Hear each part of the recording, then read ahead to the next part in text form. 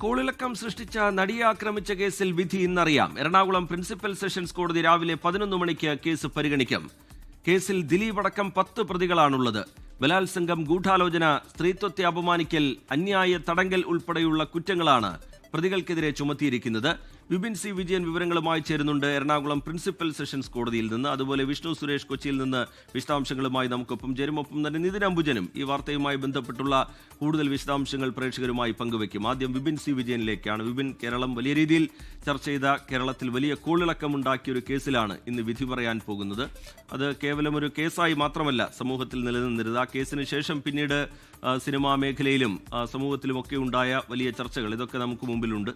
WCCയുടെ രൂപീകരണവും ഒക്കെ, ഹേമ കമ്മിറ്റിയുടെ രൂപീകരണവും ഒക്കെ നമുക്ക് മുമ്പിലുണ്ട്. അങ്ങനെ ഒരുപാട് നാടകീയ സംഭവവികാസങ്ങളിലൂടെ കടന്നുപോയ അന്വേഷണകാലം, വിചാരണക്കാലം, നിരവധി സാക്ഷികൾ കൂറുമാറുന്നത് കണ്ടു.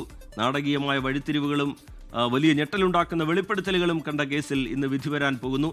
11 മണിയോടെ വിധി പ്രതീക്ഷിക്കാമല്ലേ വിപിൻ സി വിജയൻ?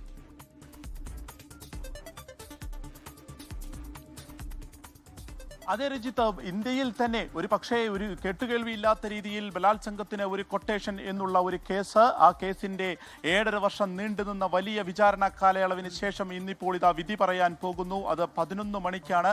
എല്ലാ ഒരുക്കങ്ങളും അതുമായി ബന്ധപ്പെട്ടിട്ടുള്ള വിചാരണ കഴിഞ്ഞു. ഇവരുടെ വാദങ്ങളെല്ലാം തന്നെ കേട്ടു. അതിനുശേഷമാണ് ജഡ്ജ് ഹണിയം വർഗീസിന്റെ അധ്യക്ഷതയിലുള്ള ബെഞ്ച് ഇന്നിപ്പോൾ ഈ വിധി പറയാനായി ഒരുങ്ങുന്നത്. മലയാള സിനിമയിൽ തന്നെ അതിനെ രണ്ടാക്കി മാറ്റി എന്ന് തന്നെ പറയാം. പിളർത്തിക്കളഞ്ഞ ഒരു കേസാണ്. നിരവധി സംഭവ ബഹുലമായിട്ടുള്ള കാര്യങ്ങൾ ഈ കേസിന്റെ തുടക്കം മുതൽ തന്നെ ഉണ്ടായിരുന്നു. ആ കേസിൽ ഏറ്റവും നിർണായക ശക്തിയായിരുന്ന 2 പേർ ഇന്നിപ്പോൾ നമ്മോടൊപ്പമില്ല. PT തോമസും അതുപോലെ തന്നെ ബാലചന്ദ്രകുമാർ, ഈ 2 പേരും ഈ ഒരു കേസിൽ ഉണ്ടായിരുന്ന ആ നടിയോടൊപ്പം നിന്നതിൽ ഏറ്റവും നിർണായക പങ്കുവഹിച്ച 2 പേരാണ്. അവർ 2 പേരും ഇന്നില്ല.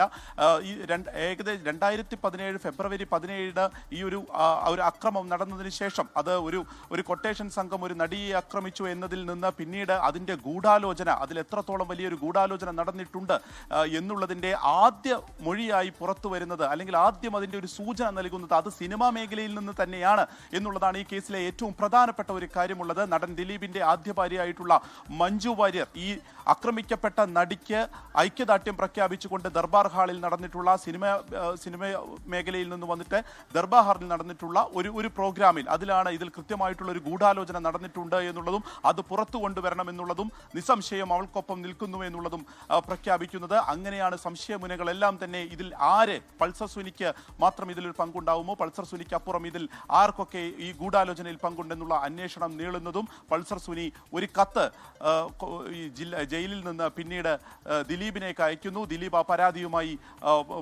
DGPയെ കാണുന്നു. അങ്ങനെ ഈ കേസ് വീണ്ടും അതിലെ ഒരു അന്വേഷണങ്ങൾ, ആ സമയത്തൊക്കെ തന്നെ ഒരു സംശയമുനയിൽ മാത്രമായിരുന്നു ദിലീപ് എന്നുണ്ടെങ്കിൽ കൃത്യമായ തെളിവുകൾ ലഭിച്ചു എന്ന് അന്വേഷണ സംഘം പറയുകയും ജൂലൈ 10 ദിലീപ് അറസ്റ്റിലാവുകയും ചെയ്യുന്നു. അതിനുശേഷം ഇത് സുപ്രീം കോടതിയിൽ, ഹൈക്കോടതിയിൽ എത്ര തവണ ഈ കേസ് വന്നുപോയി എന്നുള്ളത് തന്നെ സംശയമാണ്.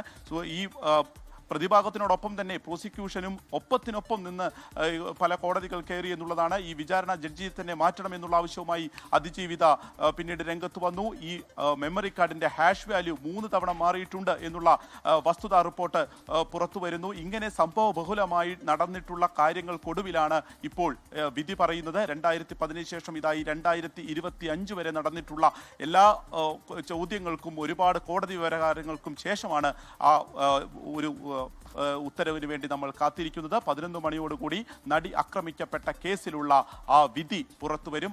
ആരൊക്കെ കുറ്റക്കാർ, അതിൽ ഏറ്റവും പ്രധാനം 8ാം പ്രതിയായിട്ടുള്ള ദിലീപ് ഇതിൽ കുറ്റക്കാരനാണോ അല്ലയോ എന്നുള്ളത് കോടതി വിധിക്കും എന്നുള്ളതാണ്. ഇതിലൊരു ഗൂഢാലോചന നടന്നിട്ടുണ്ട് എന്നുള്ളത് തെളിയിക്കാൻ പ്രോസിക്യൂഷന് കഴിഞ്ഞോ അതോ പ്രതിഭാഗം പറഞ്ഞതാണോ മുഖവിലക്കെടുത്ത് തുടങ്ങിയിട്ടുള്ള കാര്യങ്ങളിലാണ് ഏറ്റവും പ്രധാനപ്പെട്ട ചോദ്യവും കേരളം മുഴുവനായും കാത്തിരിക്കുകയും ചെയ്യുന്നത്. ലോകത്തെവിടെയായാലും ഏത് സമയത്തും 24 വാർത്തകളും ഓഗ്മെന്റഡ് റിയാലിറ്റി പാക്കേജുകളും എക്സ്പ്ലെയിനറുകളും വിശദമായി കാണാൻ ഞങ്ങളുടെ YouTube ചാനൽ നിങ്ങൾക്ക് സബ്സ്ക്രൈബ് ചെയ്യാം.